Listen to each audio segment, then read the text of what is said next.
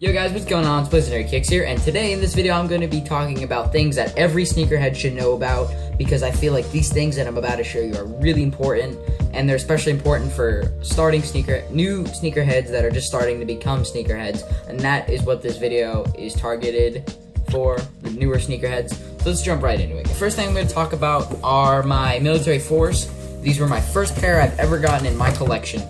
I got these back in July 2012, and I really like these because of the white and blue. They are my favorite colors. But back then I didn't know, hey, wait, those are on the shelf. Those are pretty cool. I'll take them.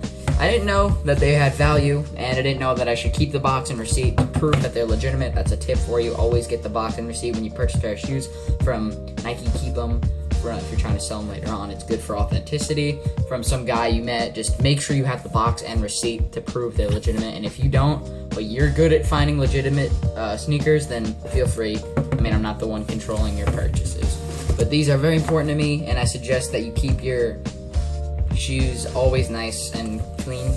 I didn't know that in the past, but now I do. The next thing I'm going to be talking about are sneaker cleaners. Now, these are really important to keep your kicks nice and fresh and make sure that people go, hey, rather than, ugh. So, I have right here, I have Shoe MGK. This is a really nice sneaker cleaning brand. What it has inside of it is a cleaner and conditioner bottle, a water and stain repellent bottle, and a brush, which you can use for multi-purposes. I like to use it with my Angelus Easy Cleaner, which you can purchase from angelusdirect.com.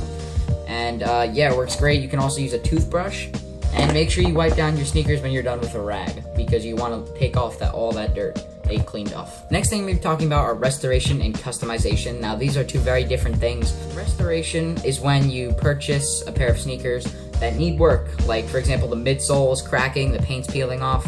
So in order to fix that, you need Angelus paint. Now, you can also get this from angelusdirect.com. They have over 100 colors, even collector edition colors like Thunder 4s, Do the Right Thing 3s. They have every single color you can probably think of. The only time you might have a problem is DB6s. You might need to color mix a bit. So I right here have just showing you a paint bottle pint thing of Angelus Flat Black.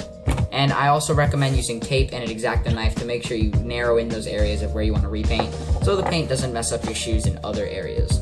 Now, with the customization, you can also use Angelus paint, but right here, I have a pair of Galaxies Roshis that I did myself. I think they came out really good for my first ever customization. Now, you can customize any pair of shoes, but I feel like Roshis are the best because they are just a Nike swoosh with the bottom and the top.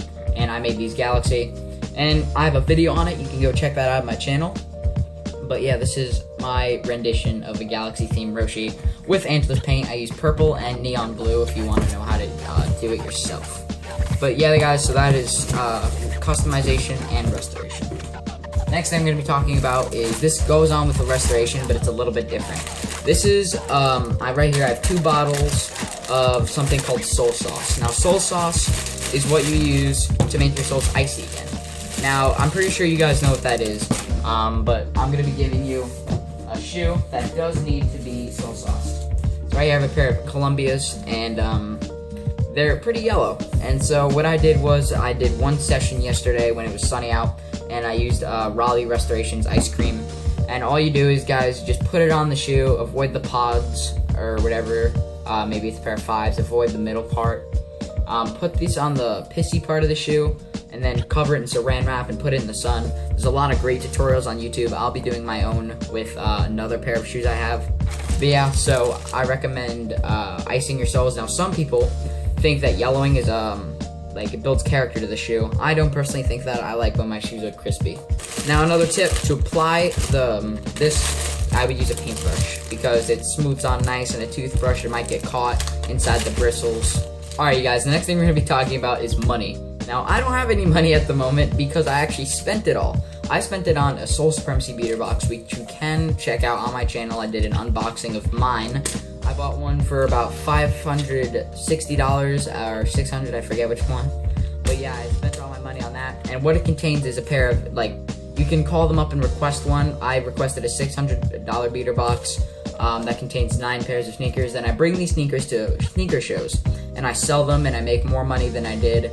So it's a really great way to trade and sell shoes and make money. I find it's the easiest way to make money if you have the dough to spend, since sneaker hobbies are really expensive. The next thing we're going to be talking about is clothing. Now you might say, oh, why clothing in the sneaker game? They're sneakers, not clothing.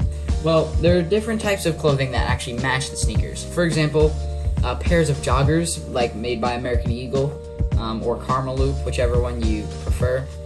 I like American Eagle joggers because they have different varieties, like sweatpants and khaki version. I have the khaki version right here. What they are is they cut off, or they have a little cuff at the ankle. And so when you're wearing the sneaker, I'll actually throw a picture of it right there. When you're wearing the sneaker, what will happen is the sneaker's right here, and it will just cuff at the ankle. But if it was pants, it would just fall over the shoe. So it really depends on what you want. I mean, these are optional, and you don't really have to. Sometimes, if you're in Florida, you don't really have long pants. You kind of just have shorts all year round. So it really depends, guys. And the last thing I'm going to be talking about are ways to organize your sneaker collection. Now, I saw this on a Sneakerheadinthebay video, and I love the idea. Right here I have a notebook that's sticker bombed from a sneaker show sticker. It's called Sneakers Over Everything. And what I'm going to do is each time I get a pickup, so let's say I'm not actually going to write down, I'm just going to pretend I'm going to say I picked up some Do the Right Thing 3s. So write down Do the Right Thing 3s, and I write down for how much I bought them for, and then how much I sold them for, or what I traded for. So it's a good way to track your sneaker collection. Now I'm going to be doing this for 2015, and by the end of 2015 I'll have a video of everything I did with sneakers in 2015. So that's it, guys. I really hope you enjoyed this video. It did take a little bit of time to gather all my materials, and I had to refilm it a couple times. But let me know if you did like this video. Leave a like, comment, subscribe, and as always, thanks for watching.